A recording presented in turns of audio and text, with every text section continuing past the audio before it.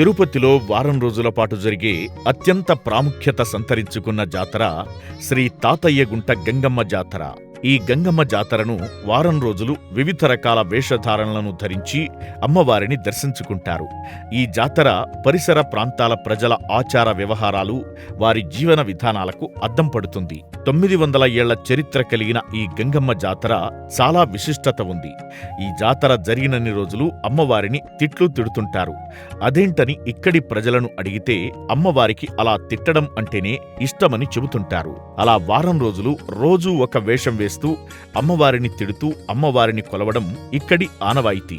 ఈ వారం రోజులు తలపై 1000 కళ్ల దుత్తలు పెట్టుకుని శరీరానికి వేపాకును వస్త్రాలుగా ధరించి అడుగడుగున పొర్లుదండాలు పెడుతూ చిత్ర విచిత్ర వేషధారణలతో, డప్పుల దరువులతో, సంబాల వాయిద్యాలతో, సప్తసరాల నృత్యాల నడుమ ఆద్యంతం వైభవంగా తిరుపతి గంగమ్మ వారిని దర్శించుకుంటారు భక్తులు. అలా చేస్తే కొలిచిన వారికి కొలిచినన్ని వరాలిస్తుందని ఇక్కడి వారి ప్రగాఢ నమ్మకం. అమ్మవారిని వరాల తల్లి గంగమ్మ అని, విశ్వరూపమాత అని కొలుస్తుంటారు.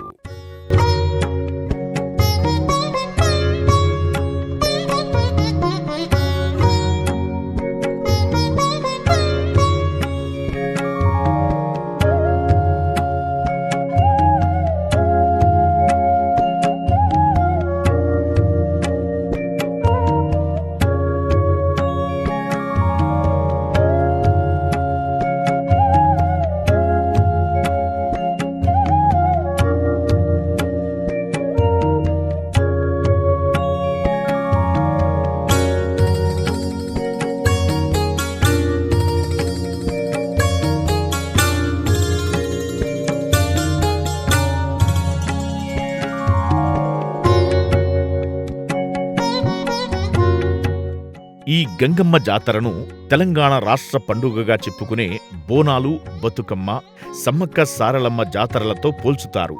ఆ జాతరలకు మళ్లే ఇక్కడ సైతం వివిధ వేషాలలో అమ్మవారిని కొలవడం జరుగుతుంది.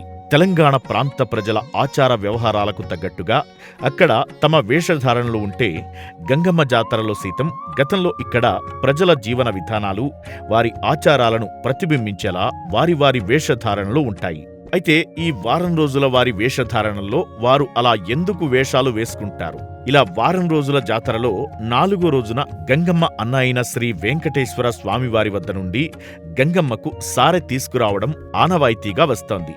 జాతర 4వ రోజున శ్రీవారి ప్రతినిధులుగా అధికారులు, అర్చకులు కలిసి పసుపు, కుంకుమ, శేషవస్త్రాలు, గంప, చేట తదితర మంగళ ద్రవ్యాలను మేళతాళాలతో తీసుకొచ్చి పుట్టింటి సారెగా అందజేస్తారు. పూర్వం తిరుమల వచ్చే భక్తులు ముందుగా గంగమ్మను పూజించిన తరువాతే స్వామివారి దర్శనానికి వెళ్లేవారట. ఇప్పటికీ అదే తరహాలో గంగమ్మ తల్లిని దర్శించుకున్నాకే శ్రీవారి దర్శనం చేసుకునేవారు ఉన్నారు.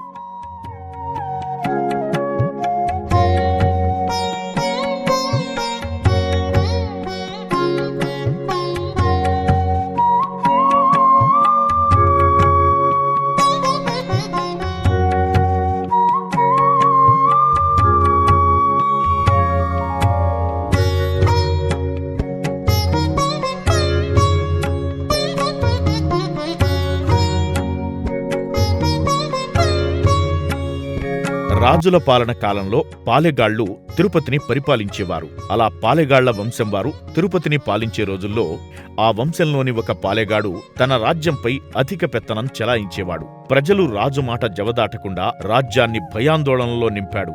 అలా చేస్తూ రాజ్యంలోని అందమైన యువతులను చెరిచేవాడు. అంతేగాక ఆ రాజు పాలన కాలంలో ఎవరైనా తమ రాజ్యంలో అబ్బాయిలు కొత్తగా పెళ్లి చేసుకుంటే ఆ వధువును తాను ముందుగా అనుభవించాకే వరుడు అనుభవించాలని ఆంక్షలు విధించాడట. అలాంటి రోజుల్లో ఇకనైనా కాలం చెల్లదా అని భగవంతుడిని అట్టి ప్రజలు వేడుకుంటుండగా స్త్రీజాతిని రక్షించేందుకు జగన్మాత తిరుపతికి 2 కిలోమీటర్ల దూరంలోని అవిలాల గ్రామంలో కైకాల కులంలో గంగమ్మగా జన్మించిందని అక్కడి భక్తులు భావిస్తారు. యుక్త వయసుకొచ్చిన గంగమ్మపై యథావిధిగా పాలెగాడి కన్నుపడింది. దీంతో గంగమ్మ తన విశ్వరూపాన్ని ప్రదర్శించిందట. తనను అంతమొందించేందుకు అవతరించిన పరాశక్తే గంగమ్మ అని తెలుసుకున్న పాలెగాడు పారిపోయి దాక్కున్నాడట. అలా దాక్కున్న పాలెగాడిని బయటకు రప్పించేందుకు గంగమ్మ తల్లి వేరువేరు వేషాలను ధరించిందట. అలా గంగమ్మ అనేక వేషాలు ధరించి 3 రోజుల పాటు గాలించిందట. అయినా పాలెగాడు దొరకలేదు. 4వ రోజు గంగమ్మ దొరవేషం వేసిందట. దీంతో తన ప్రభు అయిన దొర వచ్చాడనుకుని పాలెగాడు బయటకు రాగానే వాడి తల నరికి సంహరించిందట. ఈ దుష్ట శిక్షణను తలచుకుంటూ ఆ తల్లి తమను చల్లగా కాపాడాలని కోరుకుంటూ ఏటా ప్రజలు ఈ జాతర చేసుకుంటున్నట్టుగా తెలుస్తోంది. అలా అమ్మవారు పాలెగాడిని చైత్రమాస నెల చివరి మంగళవారం రోజున సంహరించినందున అప్పట్నుంచి ఈ జాతరను జరుపుకోవడం ఆనవాయితీగా వస్తోంది.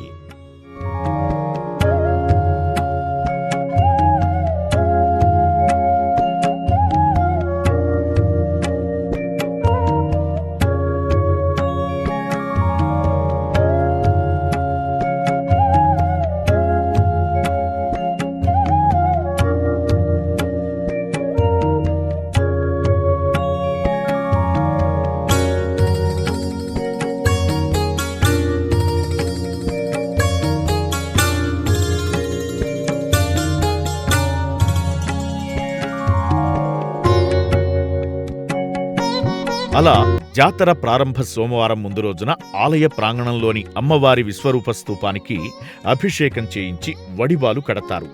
సాయంత్రం గంగమ్మ జన్మస్థలం అవిలాల గ్రామం నుంచి కైకాల కులపెద్దల నుంచి పసుపు, కుంకుమ, నూతన వస్త్రాల సారెను తీసుకువస్తారు. ఈ పసుపు, కుంకుమలను అర్ధరాత్రి 12 గంటలకు తిరుపతి పొలిమేరల్లో జల్లుతూ జాతర పూర్తయ్యే వరకు ఊరి ప్రజలెవరూ పొలిమేరలు దాటరాదంటూ చాటింపు చేయిస్తారు. అలా ప్రారంభమైన జాతర వారం రోజుల పాటు సాగుతుంది.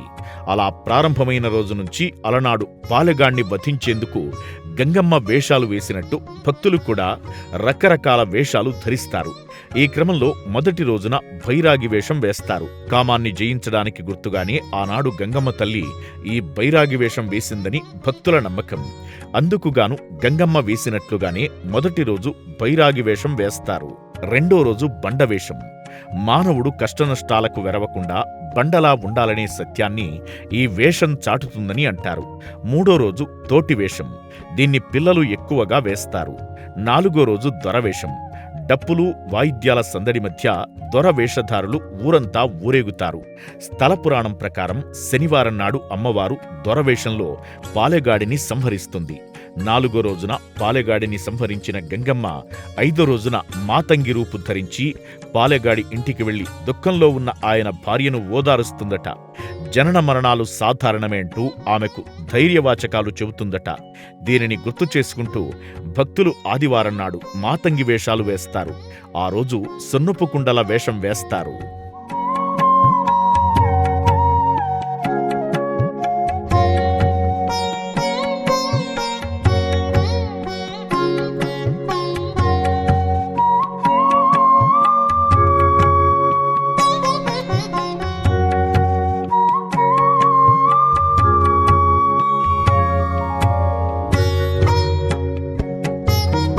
అలా వారం రోజులు జాతర జరుపుకున్న గంగమ్మ చివరి ఘట్టానికి చేరుకుంటుంది. ఆ చివరి రోజున గంగమ్మను వివిధ వేషధారణలతో కొలిచి అమ్మవారికి ప్రత్యేక అభిషేకంతో ముగింపు ఉత్సవాలు నిర్వహిస్తారు. అలా వారం రోజులు జరుపుకున్న అమ్మవారి జాతర అభిషేకం తదనంతరం భక్తుల మొక్కులతో ముగుస్తుంది. అమ్మవారి అభిషేకానికి విశేషంగా భక్తులు తరలివచ్చి అమ్మవారిని కొలుస్తారు. గంగ జాతర ప్రారంభం నుండి వారం రోజులు ఒకెత్తైతే అమ్మవారి అభిషేకం రోజు మరో ఎత్తు. ఈ రోజు తెల్లవారకముందే అమ్మవారికి ప్రత్యేక అభిషేక కార్యక్రమాన్ని నిర్వహిస్తారు. అమ్మవారి జాతరలో చాటింపు రోజు నుంచి మాతంగి వేషం వరకు విభిన్న రీతులలో చిత్ర విచిత్ర వేషధారణలతో అలసిన అమ్మవారిని శాంతింపజేయడానికి చివరి రోజు ముందు రోజు అర్ధరాత్రి దాటాక క్షీరాభిషేకం, పంచామృతాభిషేకం, నారికేళ జలాభిషేకం, హరిద్ర జలాభిషేకం తదితర సుగంధ ద్రవ్య జలాభిషేకాలతో ఆలయ అర్చకులు అమ్మవారిని అభిషేకించి అమ్మవారిని శాంతింపజేసి ప్రత్యేక పుష్పాలంకరణ చేస్తారు. తదనంతరం భక్తులకు అమ్మవారి దర్శనం కల్పిస్తారు. ఆ మరునాడు గంగ జాతరలో సప్పరాలు ప్రారంభమవుతుంది.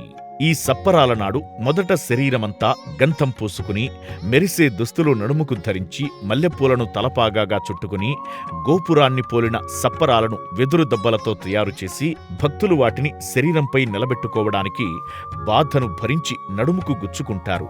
ఈ ఘట్టం గంగమ్మ జాతరలోనే అత్యంత ప్రధానమైందిగా భావిస్తారు. ఇలా చేస్తే కోరిన కోరికలు నెరవేరుతాయని భక్తుల నమ్మకం. శరీర ఆకృతికి అనుగుణంగా సప్పరాల తయారీ ఏర్పాటు చేసుకుంటారు. లయబద్ధంగా చిందులు వేస్తూ వెళ్లి అమ్మవారిని దర్శించుకుంటారు. వెదురు పుల్లలు తెచ్చి నట్టింట పెట్టి కుంభం పెట్టి హారతులు ఇస్తారు. వెదురు దబ్బలు గోపురం ఆకారంలో తయారు చేసి రంగు కాగితాలను అతికించి గోపురంలో బొమ్మల్లాగా బెండ్లతో కళాత్మకంగా తయారు చేసి అమరుస్తారు. అలా చివరకు పేరంటాళ వేషం జరుపుతారు. ఈ వేషాన్ని కేవలం కైకాల వాళ్లే ధరిస్తారు. ఎర్రగళ్ల చీర కట్టి ఎర్రని గుడ్డలో ఒడిబాలను కడతారు. అందులో అక్షింతలు, చవ్వాకు, దువ్వెన, అద్దం, నల్లగాజులు, పసుపు, కుంకుమ ఉంచుతారు. తలకు నల్లని గుడ్డను కట్టి కొప్పులా ముడేస్తారు. ఆ కొప్పులో పూలను ఉంచుతారు. తలపై బంగారంలా కనిపించే అట్టలతో చేసిన జడబిళ్లలు, పట్టీలు వంటి ఆభరణాలు కట్టుకుంటారు. పంబల వాయిద్యాలతో చాటు మండపం వరకు వెళ్లి ఆ తరువాత బేరిశెట్టి ఇంటికి వెళ్లి అనంతరం కొన్ని చోట్ల పేరంటాలు పూజలందుకుంటారు. తరువాత నేరుగా వెళ్లి చిన్న గంగమ్మ చెంపను నరికి ఆ తరువాత పెద్ద గంగమ్మ చెంపను నరకడంతో జాతర పూర్తవుతుంది. ఈ రోజు అనంతరం తెల్లవారుజామున జాతర ముగింపు రోజున బంకమట్టి గడ్డితో తయారు చేసిన అమ్మవారి విశ్వరూపం చెంప తొలగించిన తరువాత ఆ మట్టి కోసం భక్తులు ఎగబడతారు. అమ్మవారి రూపం నుంచి వచ్చిన ఆ మట్టిని ఎంతో పవిత్రమైందిగా భావిస్తారు. ఆ మట్టిని పూజా మందిరాలలో, పెట్టెలలో గాని భద్రపరుచుకుంటారు. అనారోగ్యంతో బాధపడుతున్నవారు ఆ మట్టిని నీళ్లలో కలిపి రంగరించి సేవిస్తే ఆరోగ్యవంతులవుతారని భక్తుల విశ్వాసం. తిరుపతి గ్రామదేవత గంగమ్మ జాతరకు మరో ప్రత్యేకత ఉంది. ఈ జాతర జరిగినన్ని రోజులు గ్రామస్తులు ఊరు విడిచి వెళ్లరు. అలాగే ఇతర ప్రాంతాల నుంచి వచ్చిన వారు కూడా రాత్రుళ్ళు బస చేయకుండా వెళ్లిపోవడం ఇక్కడి ఆచారం. ఇదే ఆచారం ఎప్పట్నుంచో కొనసాగుతోంది.